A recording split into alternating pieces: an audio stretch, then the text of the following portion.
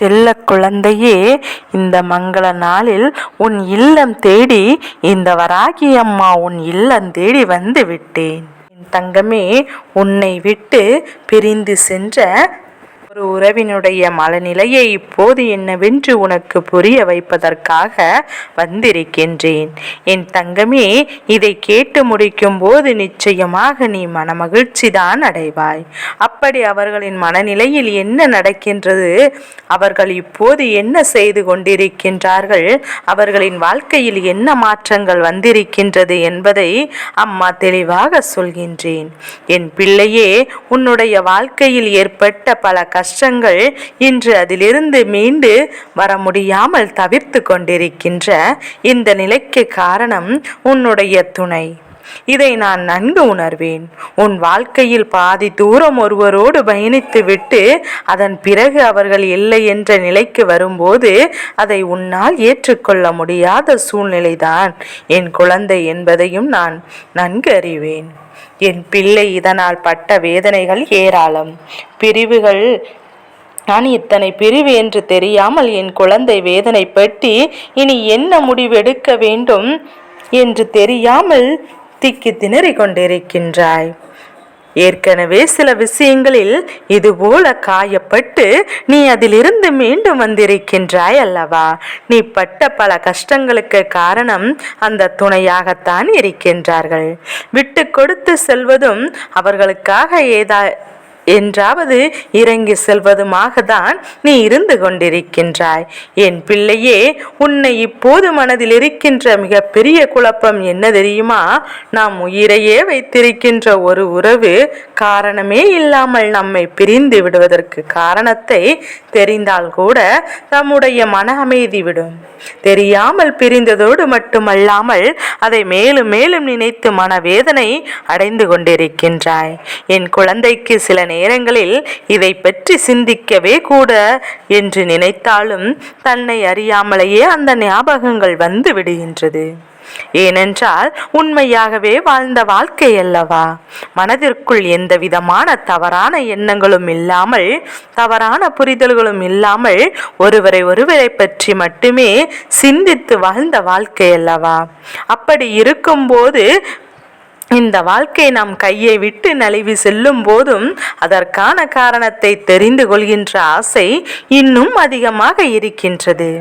அதனாலோ என்னவோ என் குழந்தை செய்து கொண்டிருந்தாலும் முழுமையான கவனத்தை அங்கே திருப்பி எண்ணங்களை எல்லாம் மாறி மாறி வந்து கொண்டே இருக்கின்றது.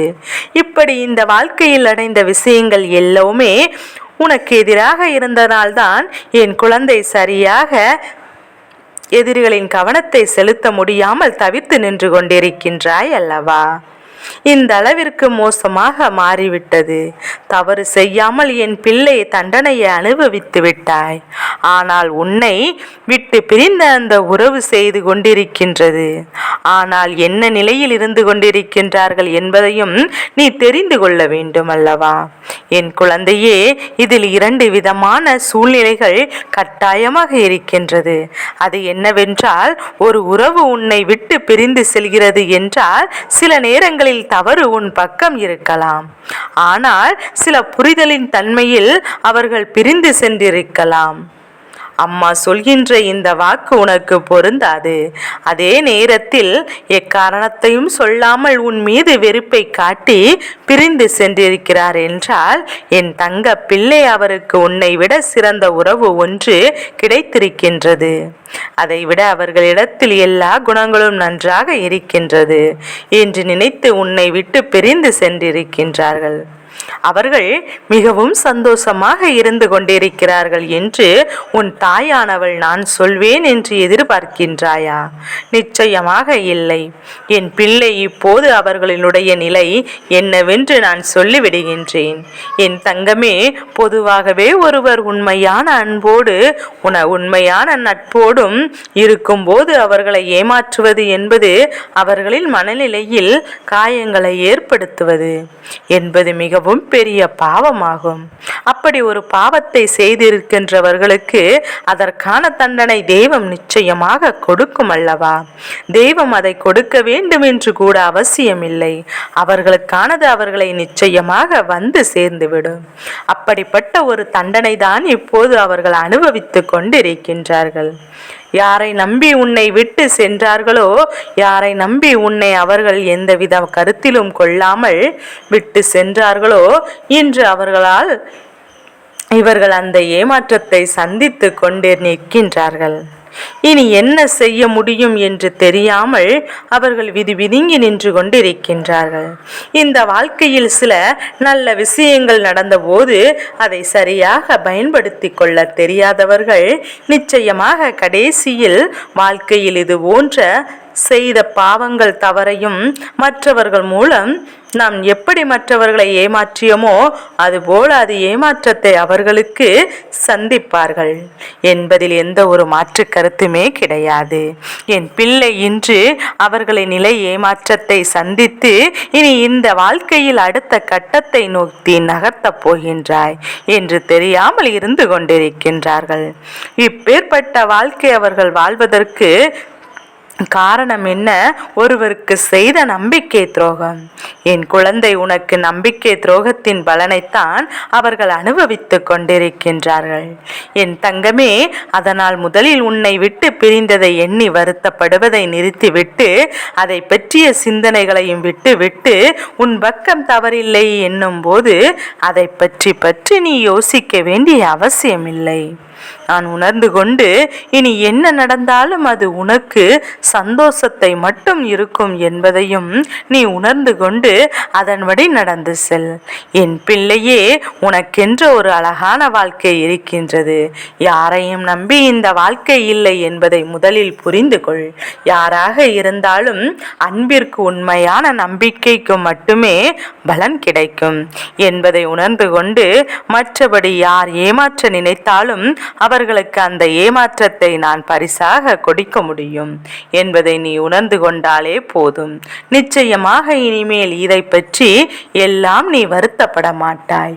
உன்னுடைய மனநிலையை எண்ணங்களையும் பற்றி சிறிதளவு கூட நினைக்காத அவர்களுக்காக நீ எதை பற்றியும் நினைத்து உன்னுடைய நேரத்தை வீணடித்து கொண்டிருக்காதே.